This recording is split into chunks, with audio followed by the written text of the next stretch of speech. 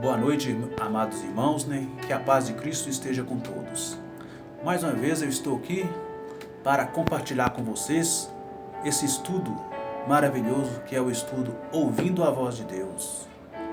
E hoje nós iremos estudar sobre o plano da salvação. Nós sabemos que Deus estabeleceu o plano da salvação antes da fundação do mundo. Porque antes da fundação do mundo, Deus já sabia que o ser humano iria pecar, né? Mas a Bíblia nos fala que Jesus Cristo é o Cordeiro que foi morto desde a fundação do mundo, né? Porque antes da fundação do mundo já foi estabelecido o plano da salvação.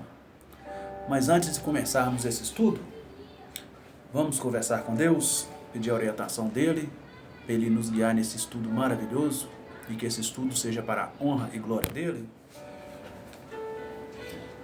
Santo Deus, Deus eterno, Criador de todas as coisas. Mais uma vez aqui, ó Pai, estamos diante de Ti para esse estudo maravilhoso da Tua Palavra, que é a Bíblia Sagrada, Senhor.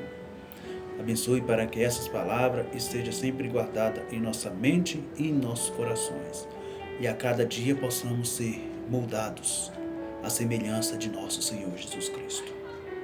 Que essas palavras possa tocar no coração, que as pessoas que ouvir possam decidir abandonar as coisas desse mundo e seguir pela fé os planos que Jesus Cristo tem para cada um de nós.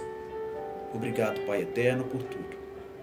Te louvamos, te agradecemos e te pedimos em nome de Jesus. Amém, ó Pai.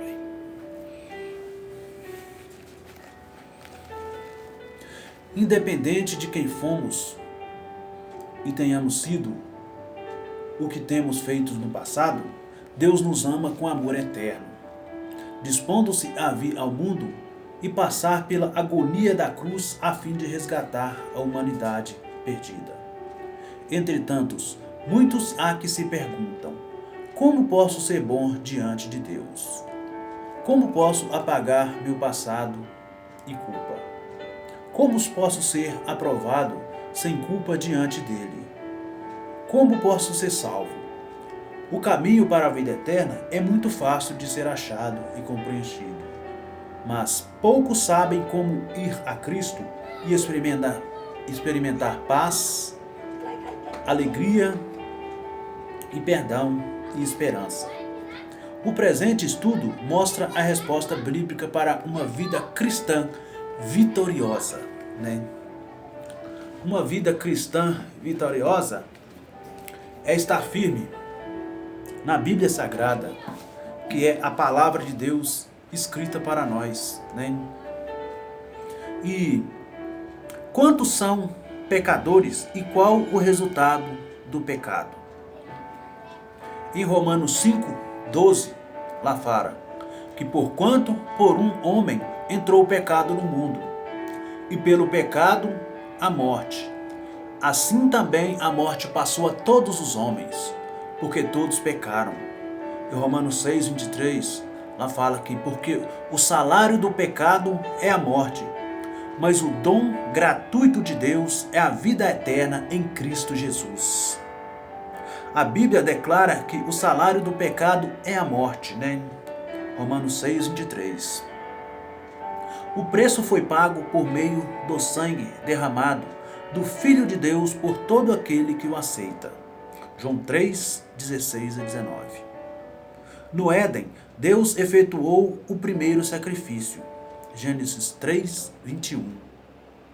Essa é a base da aliança. Derramamento de sangue para haver remissão de pecados. Hebreus 9:22. Desde o Éden, o povo de Deus sacrificava animais na expectativa da vinda do Cordeiro de Deus que derramaria seu sangue por toda a humanidade, né? Portanto, lá no Éden, né, foi feito o primeiro sacrifício de um cordeiro, né?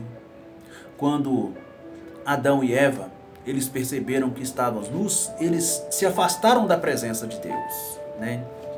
Adão e Eva, eles teceram folhas de figueira, né? E colocaram para tampar suas nudez, né?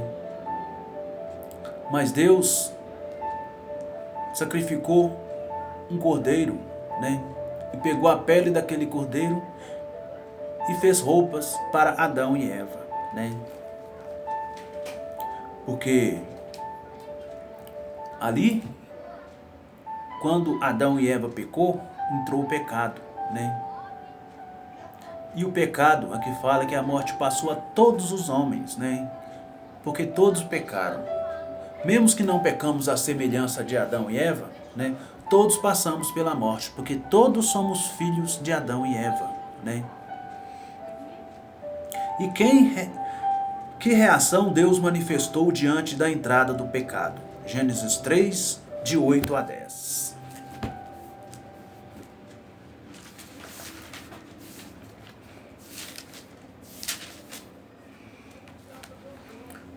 Quando ouviram a voz do Senhor Deus que andava no jardim pela viração do dia, esconderam-se da presença do Senhor Deus, o homem e sua mulher, por entre as árvores do jardim.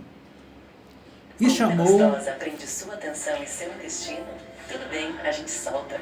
Dulcolax estimula o movimento natural do seu corpo.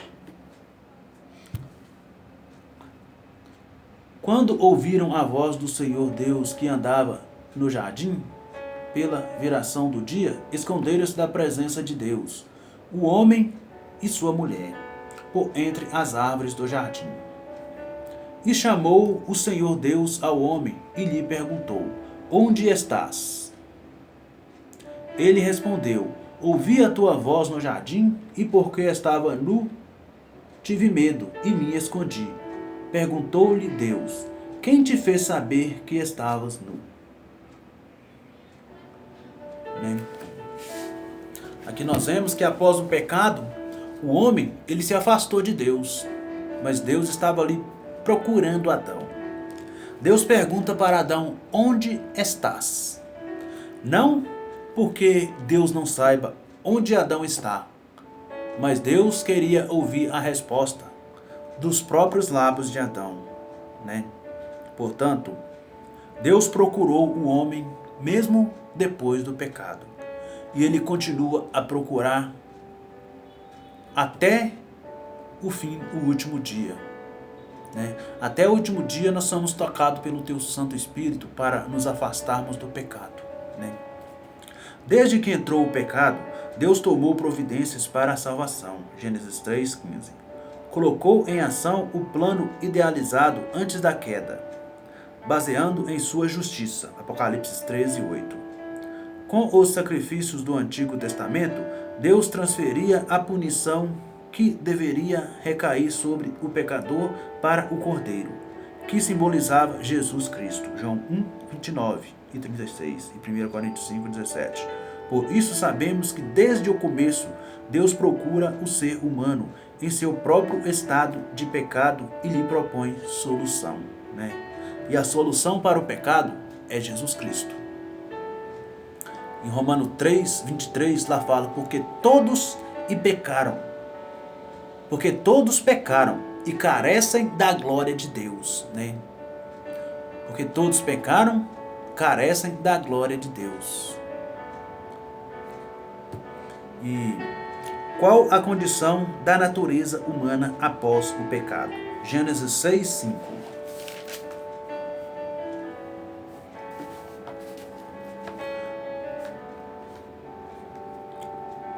Os dias todos de vida de Adão foram 900...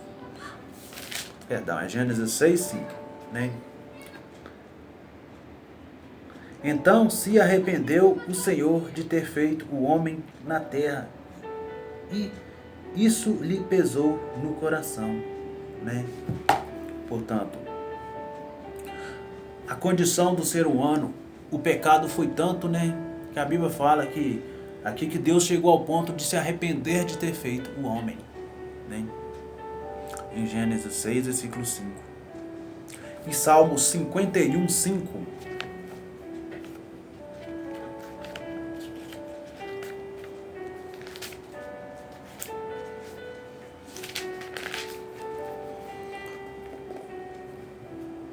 Eu nasci em pecado, eu nasci na iniquidade e em pecado me concedeu minha mãe.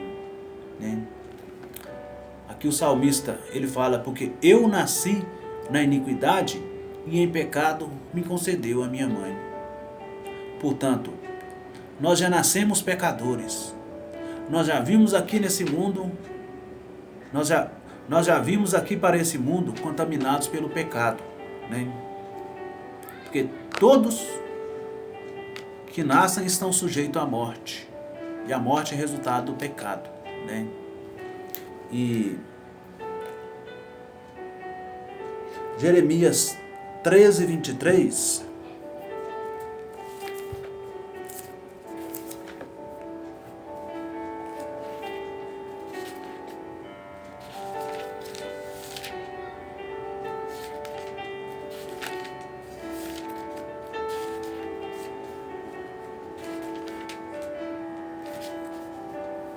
Jeremias 13, 23 diz assim: Pode acaso o etíope mudar a sua pele ou o leopardo as suas manchas? Então poderias fazer o bem estando acostumado a fazer o mal. Né? Portanto, nós como pecadores, nós estamos acostumados a fazer o mal. Né? Ainda bem que Jesus Cristo, né, ele veio aqui, morreu por nós e através da sua morte e ressurreição nós somos aceitos ao Pai, né? Mas sendo aceito, quando nascemos para uma nova vida, nós devemos andar assim como Cristo andou, fazer as obras que Ele fez, né? Praticar o amor, o perdão, né? E a natureza humana ficou propensa ao mal. O ser humano perdeu a intimidade com Deus e a imortalidade que era condicional à obediência, ficando preso às cadeias de uma vontade corrompida. A partir de então, só é possível realizar o bem por meio da atuação de Deus no coração, que opera em nós o querer como o efetuar, segundo a sua boa vontade. Filipenses 2:13, 1 Coríntios 2:14 e Gálatas 5:19 e 20. Né? A nova natureza que Deus nos concede deve ser alimentada diariamente por meio de comunhão com Ele e realização de seu serviço. Né? Portanto, nós só podemos fazer o bem se tivermos ligado em Jesus, que é a videira verdadeira. Se tivermos ligado com o nosso Deus, né? Porque é Ele que opera em nós tanto o querer como o realizar segundo a sua boa vontade. Quais são outras características da natureza humana pecaminosa? Efésios 2, versículo 3.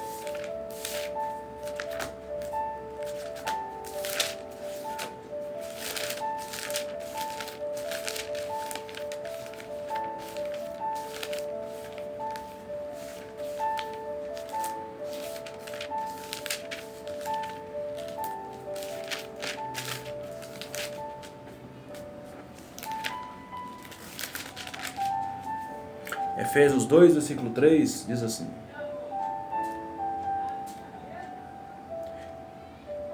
Entre os quais também todos nós andamos, outrora segundo as inclinações da nossa carne, fazendo a vontade da carne e dos pensamentos, e éramos por natureza filhos da ira, como também os demais. Né? E Efésios 4:18,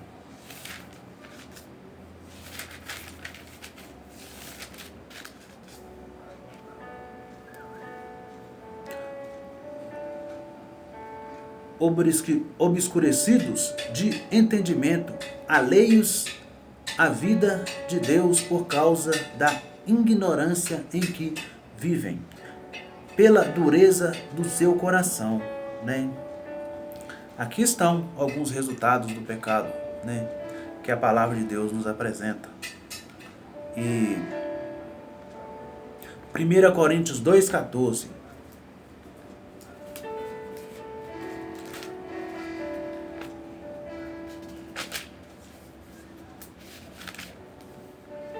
Primeira Coríntios 2,14. Ora, o homem natural não aceita as coisas do Espírito de Deus porque lhes são loucura, e não pode entendê-las porque elas se discernem espiritualmente.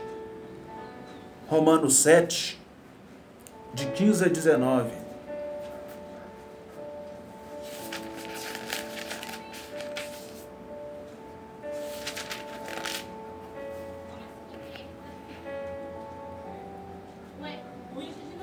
Porque nem mesmo compreendo o meu próprio modo de agir, pois não faço o que prefiro, e sim o que detesto. Ora, se faço o que não quero, consinto com a lei que é boa. Neste caso, quem faz isto já não sou eu, mas o pecado que habita em mim. Porque eu sei que em mim, isto é, na minha carne, não habita bem nenhum, pois o querer o bem está em mim, não porém o efetuá-lo. Porque não faço o bem que prefiro, mas o mal que não quero, esse faço. Mas se eu faço o que não quero, já não sou eu quem faz, e sim o pecado que habita em mim. Portanto, Paulo, aqui, ele estava falando sobre as consequências do pecado. Que apesar de nós querermos fazer o bem, esse nós não fazemos. Mas o mal, que é o pecado, esse sim nós fazemos. E no verso 23 e 24, mas vejo nos meus membros outra lei que, guerreando contra a lei da minha mente, me faz prisioneiro da lei do pecado, que está nos meus membros.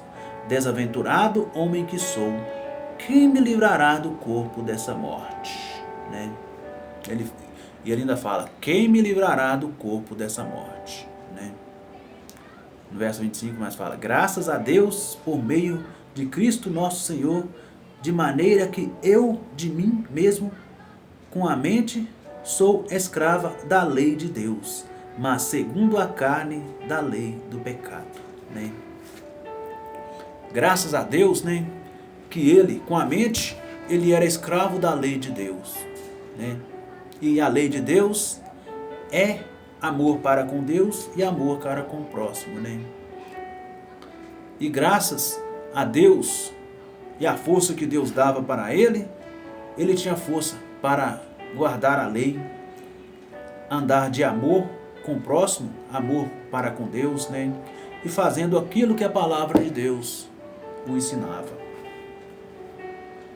E que plano Deus estabeleceu para nós, para nos salvar da morte eterna?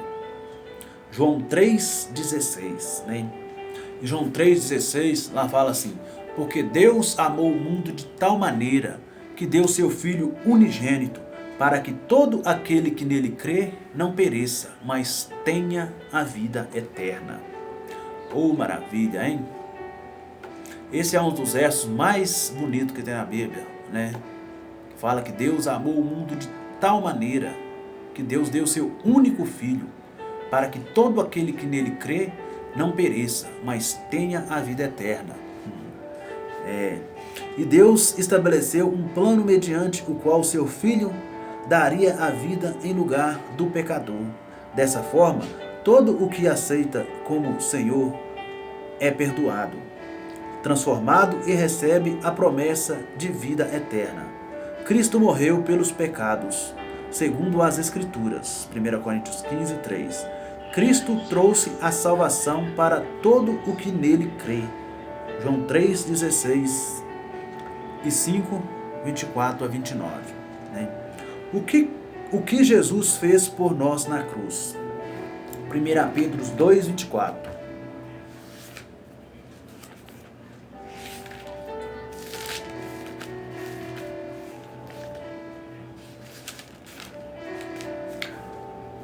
O que Jesus fez por nós na cruz? 1 Pedro 2, 24.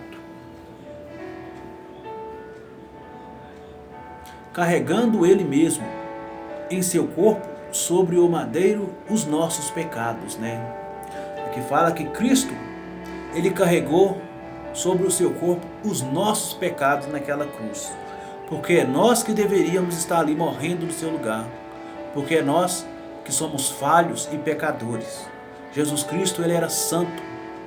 Ele era um Cordeiro de Deus, sem ruga, sem defeito e sem mácula, né? Para que nós, mortos para os pecados, vivamos para a justiça. Por suas chagas fostes sarados, né? Ele fez isto para que nós possamos morrer para o pecado, né? E por ele ser curado da nossa natureza, né? Dos nossos pecados e praticar obras dignas, né? Porque por nós mesmos nós nada podemos fazer. É somente por Jesus que nós possamos nos tornar pessoas melhores, né? E o apóstolo Pedro afirma que fomos comprados não mediante coisas corruptíveis, né?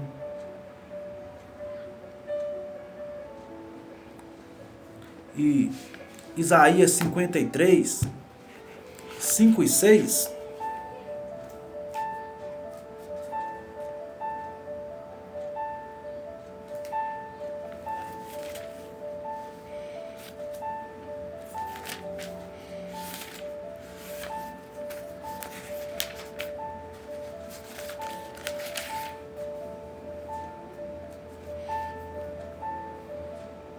Mas ele foi transpassado pelas nossas transgressões e moído pelas nossas iniquidades.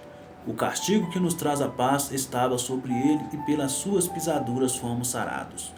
Todos nós andávamos como desgarrado como ovelhas. Cada um se desviava pelo caminho, mas o Senhor fez cair sobre ele a iniquidade de todos nós, né?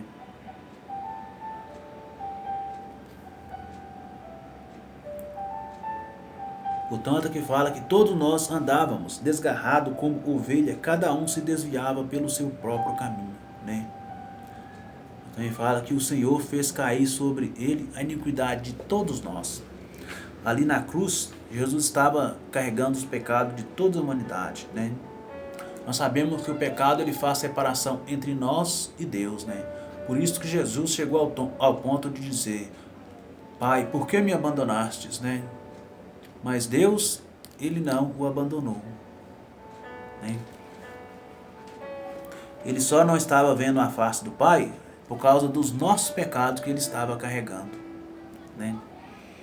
E o apóstolo Pedro afirma que fomos comprados não mediante coisas corruptíveis, mas como a prata e o ouro, mas com o precioso sangue como o de cordeiro, sem defeito e sem mácula, né? O apóstolo fala que nós não fomos comprados como coisas corruptíveis, como a prata e o ouro, mas fomos comprados pelo precioso sangue de Jesus Cristo, né? Conhecido com efeito antes da fundação do mundo. 1 Pedro 1, 18 a 20 e João 1, 29. Jesus tomou sobre si a punição dos nossos erros. Gálatas 3, 13, Colossenses 2, 3 a 14. A cruz de Cristo demonstra que a punição do pecado foi realizada na pessoa de Cristo para todos os que o aceitam como Salvador pessoal, né? E em 1 Pedro 1, 18 a 20, lá fala que Jesus Cristo é o Cordeiro que foi morto antes da fundação do mundo, né? E quem pode mudar a natureza humana?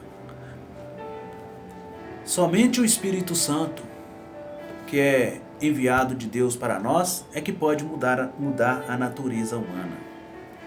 Em 1 Samuel 10, versículo 6,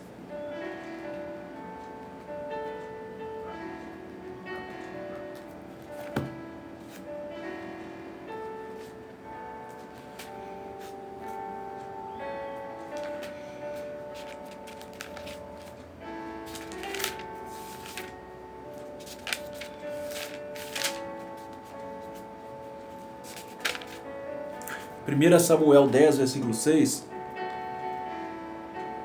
lá fala: o Espírito do Senhor se apossará de ti e profetizarás com eles e tu serás mudado em outro homem. Né? Somente o Espírito Santo de Deus é que pode nos transformar em novas criaturas. Né? Em João 8,32, lá fala: conhecereis a verdade e a verdade vos libertará. É somente esta verdade, que é a Bíblia Sagrada, né, que pode te libertar dos maus atos, dos vícios,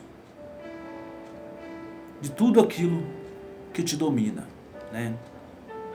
Porque todo aquele que pratica o pecado, ele é escravo do pecado, né? A pessoa é escravo daquilo que o domina, né? E é somente por meio da presença diária do Espírito Santo na vida cristã que podemos desenvolver o fruto do Espírito e a capacidade para uma vida de serviço conforme nossos dons. 1 Coríntios 13, de 4 a 11, Efésios 4, de 11 a 14. A utilização dos dons edifica a igreja, glorifica a Deus e ajuda na salvação de outros e de nós mesmos. O Espírito Santo transforma a vida daqueles que aceitam a Jesus e suas verdades e dá poder ao crente para viver uma vida vitoriosa de obediência à palavra de Deus, né? Portanto, a vida cristã vitoriosa, ela está baseada somente na obediência à palavra de Deus. E a salvação depende de nossas obras? Nós vamos ver aqui se a salvação depende de nossas obras. Efésios 2, versículo 8 e 9, lá fala assim: porque pela graça sois salvos mediante a fé. E isto não vem de vós, é dom de Deus, não de obras para que ninguém se glorie, né? Portanto, não adianta nós fazer penitência, nós subir uma escada de joelho, né? Nós comprar indulgências, né? Nós fazer muitas coisas para comprar a nossa salvação. Porque a salvação aqui, a palavra de Deus fala que ela não depende de obra, né? A salvação é somente pela fé em Jesus Cristo, pela graça em Jesus Cristo, né? Porque pela graça nós somos salvos mediante a fé. Porque sem fé é impossível agradar a Deus, né? E Gálatas 2,16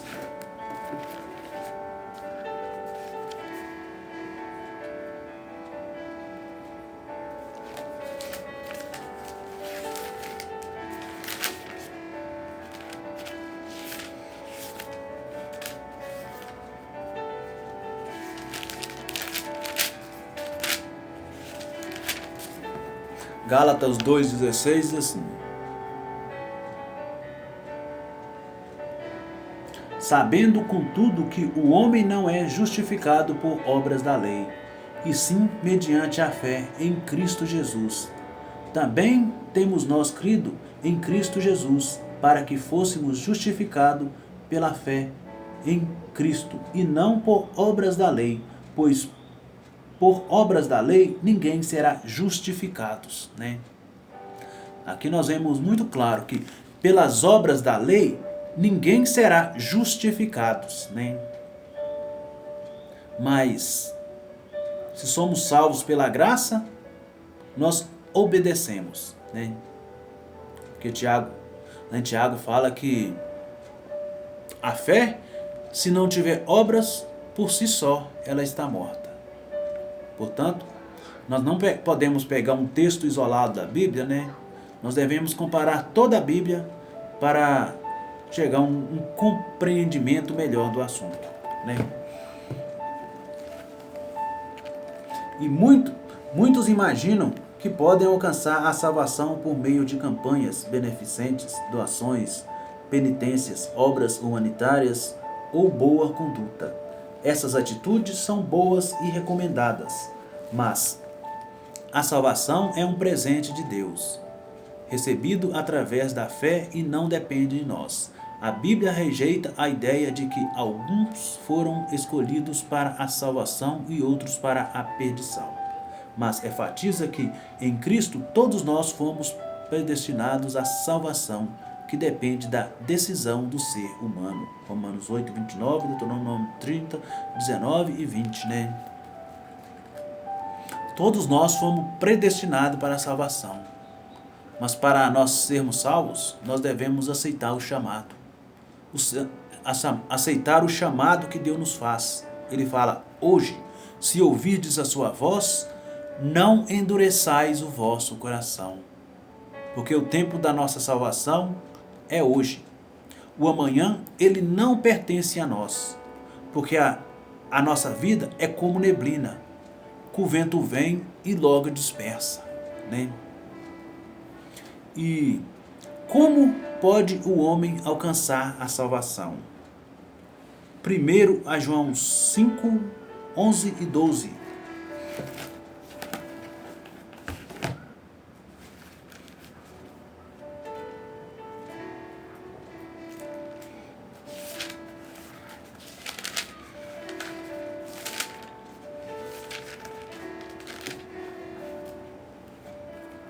Como pode o homem alcançar a salvação?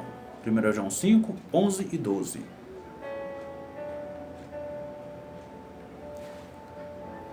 E o testemunho é este, que Deus nos deu a vida eterna.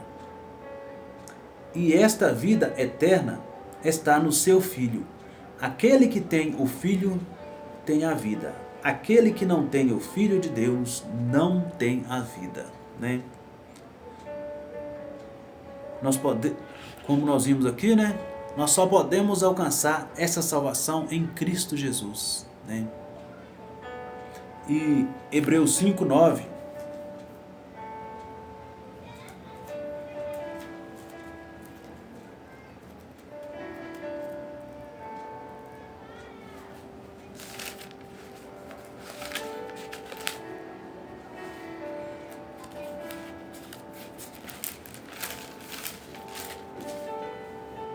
Hebreus 5, 9. Onde os vossos pais me tentaram, pondo-me à prova.